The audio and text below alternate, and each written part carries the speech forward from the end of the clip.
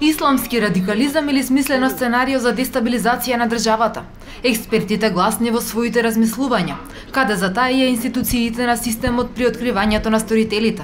Според професорот Владимир Пивоваров, некогашен прв човек на војното разузнавање, крајно време е државата да се фати во спрега со радикалниот исламизам, кој според него веќе 2 децении е сериозна закана за Македонија. Сепак, се сомнева дека полицијата има капацитет да се справи со последните случувања.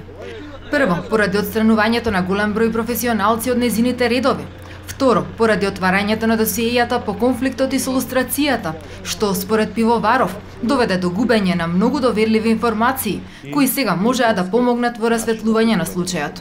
За жал, ние направивме грешки кои скапо не чинат веќе во оваа ситуација, значи оној дел каде што цела светска наука ги дефинира овие методи на прибирање на информации, ние се откажавме, не знам од кои причини, и тоа замислите во законска форма. Значи, прво ги отворивме досијата 2000 година, потоа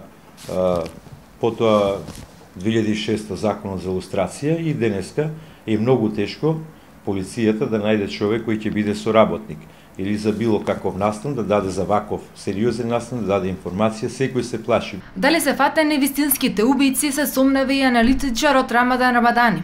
Тој вели дека штури со објаснувањата на надлежните, дека станува збор за терористичка група, бидејќи убиството дошло без никаква најава или претходно поставено барање, со што според него се коси теоријата за радикален исламизам.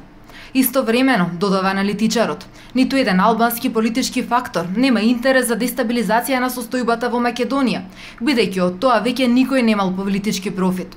Затоа, бара тој, мора да се фатат вистинските сторители. Ова работа е многу голема и многу озбилна, значи ние во ова работа треба дефинитивно да се опходиме со многу предпазливост. Со многу предпазливост во смисла на тоа што ние веќе, значи на Македонија и се случија раштански лозја и Сопот и не можеме да се дозволиме една голема работа и петократното убиство, а и другото поврзаноста со било каков верски екстремизам да остане неразјаснета. Тоа е премногу големо и опасно за Македонија. Истовремено, предупредуваат експертите, надлежните мора да внимаваат во своите изјави, за да не се изедначи екстремниот радикализам од една страна, со исламската религија од друга страна. Така, велат аналитичарите, само ќе се засили чувството на страф и небезбедност кој изминатиот месец владае кај граѓаните. Во операцијата Монструм беа уапсени 20 лица, како можни сторители на убиството во Смилковци. Кај нив беше пронајдено големо количество оружје и книги со радикално исламистичка содржина.